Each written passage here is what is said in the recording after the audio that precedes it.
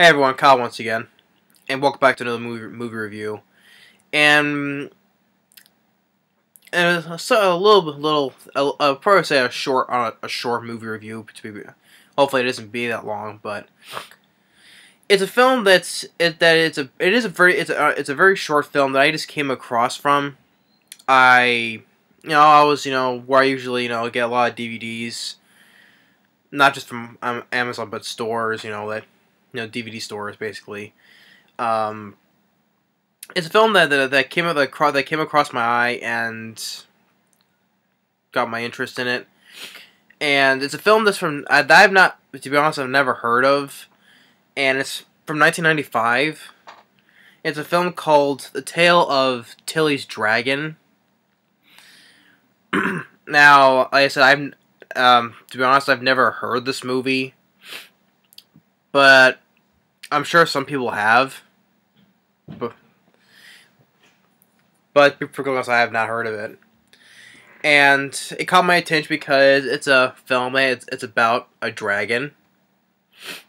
Because, how I'm a fan of, the How to Train Your Dragon franchise, so a little kick about watching films that have dragons in it, so. But, so I watched it. I think it's pretty decent, I would say. I don't love the film. I think it's decent. And for the film, for when it's made in 1995, I could tell that it's decently well animated from a film. The look of the animation that's from 1995, decently well made. They say it's made from some of the people that worked at Disney, and so some of the crew people that worked on it. It's not made by Disney, but it's been made from some of the people that worked from the Disney animation stuff. But I think it's pretty decent. And so, as I say, it's a short film. When the film ends, it's probably about 45 minutes most. So it's a very short film. And evidently it won a couple of stuff. Like I said, it won the award for it won an award for Best Animated Feature, and in 2000, the director of this film, Mike Stribling, more like scribbling, but Mike Stribling won an award for Burbank International Children's Film Festival. So it even says, yeah, it even has in the corner right there, it's an award winner. So evidently this film was positive enough to win a couple of awards, I say. and so in the story, it's for features, it has a making of, so which I haven't checked out yet, but in the film, of course you have the narrator about the storybook, about our story, and you see that Herman hatched from his egg, and he's alone, trying to make friends, but people are afraid. Like animals are scared of him because he's a dragon. And tell us about this little girl named Tillie, which is voiced by the same person who voiced Lil from the Rugrats. Because I would know that voice from if anyone know from how much I watched the show for years for the Rugrats growing up, know the voices. I obviously tell for the voice of Keith Susie, I mispronounced the last name. Voice Lil from the Rugrats, obviously voicing Tillie. And she's this little girl who's like her uncle is like this named Saint John. He's a knight, which he owns this castle by himself. And I guess he helps town people with money problems, I think, but he has like this thing that he's a dragon slayer, because I guess he's like an ancestor of a Saint George that was a dragon slayer, but he's never seen one, so he's like pretends to, making gimmicks like, hey, I'm the dragon slayer and this and that.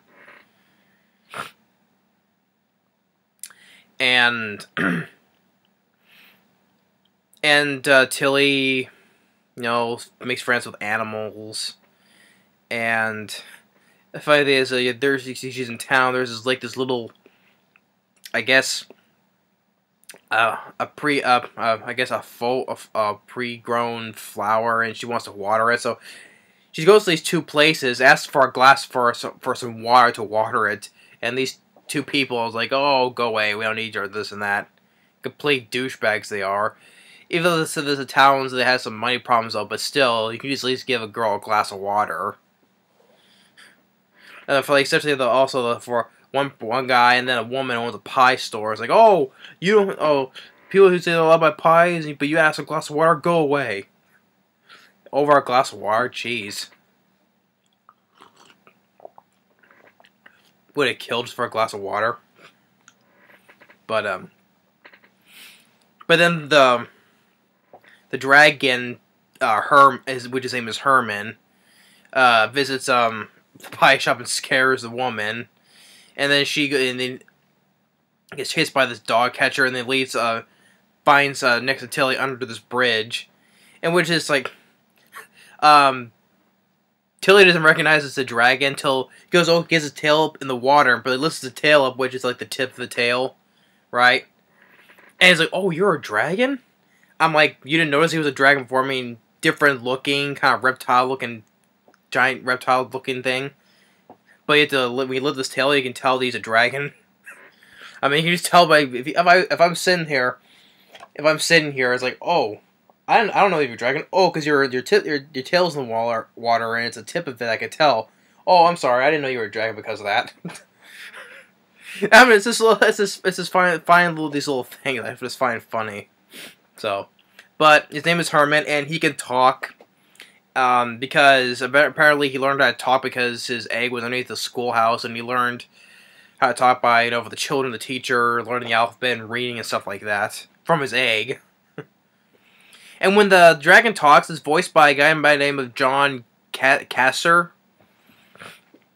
Now, for one, I'm not sure the guy's done a lot of voice work, but for what I mainly remember, he voiced Tales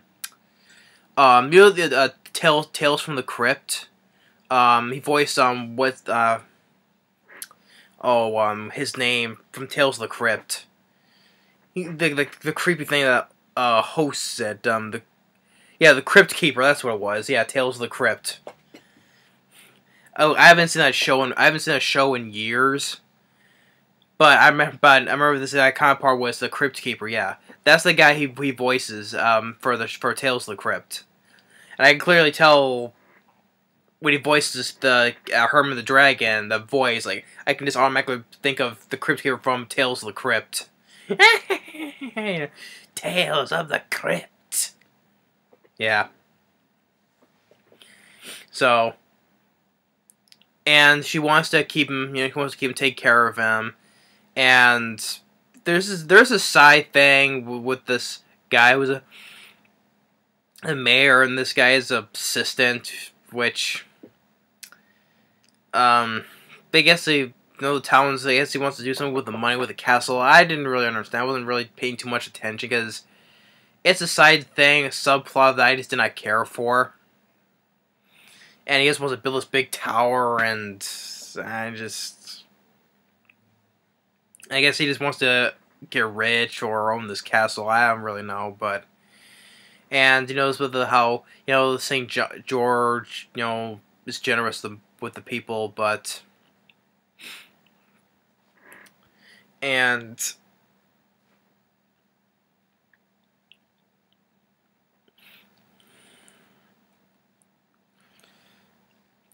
I'm just pausing because... I'm just keeping thinking, what else is for this thing, for the subplot is, I just didn't really care for. But anyway, so Tillie tells that she has a pet that he wants to keep, and even though she didn't tell him it's a dragon, but he says, "Oh, okay, you can keep your pet," and all. And but after the talk with the mayor, he said that he can't afford, so he wants to take Tillie to her aunt to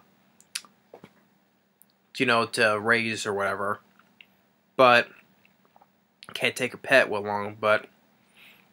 And then gets to feel sad, and then she has like this nightmare with the real dragon, and she wakes up. Herman has like a little bit of sick because he like steam, he has steam coming out of him, and it's like when he sings, he breathes out fire.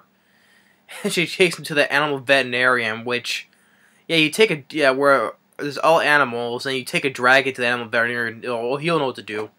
What happens? They all scream, they all run away, and of course the town gets involved with the mob, typical pitchforks and torches. And the mayor asks what's going on. They're saying there's a dragon, and they ask for St. John to slay the dragon.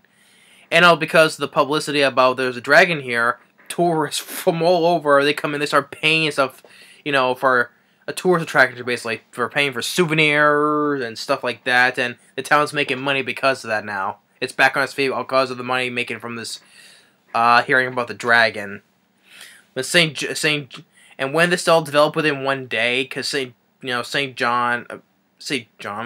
George comes to the cave where Tillie's at and sees the dragon, tells her he's friendly, harmless, and he can talk and all that, and he doesn't want to do it because it's okay as long as you're friendly and all this is okay, it's all right.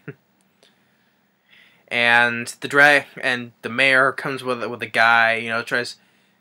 It says he tries to make thing, or St. George, he doesn't want to find out about the dragon, that, I'll get you, and this and that, and so. And it's like, no need for that, the town's back on its feet already, and you don't no need for that anymore. You can have all these redebted pays and all this back, just don't do it anymore. So after that, now the whole place is a tourist attraction, now the castle's now a hotel for tourists, and St. George, telling a story about how he slay the dragon, and there's a phony head dragon that can breathe fire, and the mayor and the assistant is making the thing operate while Lily and Lily. I'm saying I got the girl voice Lil from the Rugrats. I can't remember that, but Tillie and with the Herman there, and why wasn't that What is something? They're both on the same tower with the two guys, and the guys know that see that the dragon's not been slayed. And they shouldn't say something, oh, he's alive, the James George didn't do that? Oh. I guess never come to mind again. And so then the story ends, the book closes, and that's it. So yeah. So it's a very short film, it's only about 45 minutes. I think it's decently well animated by the time it was made from 1995. I think for the film itself, it's decent, though I just don't love it. I just think it's, for the time it was made, maybe, if I grew up with it, maybe, though, but I didn't. This is the first time I ever heard this, so I just gave it a first time watch, and I think it's pretty decent. It's not that great, it's not the best ever. I don't love it. I think it's just decent, okay, alright. But I'd say it's just, a film about a dragon, and just, out of the voices of I would say the two main voices were pretty decent. The one who, Kate Suse, whatever her name is, who voiced Lil from the Rugrats was fine as well. Same with the guy, John Kaser as Herman, Tales of the Crypt. But I gotta give that show a watch again, and I haven't watched that show in forever. So, but yeah, so this is a short review on a short film. So, if anyone has heard this film, just you can feel free to let me know. But I think it's decent, not the best, but very decent though. It's a harmless little tale, short and sweet. That's basically what it is. So that's the end of my review of The Tale of Tillie's Dragon. Thanks for watching. Stay tuned in the next movie review. Later.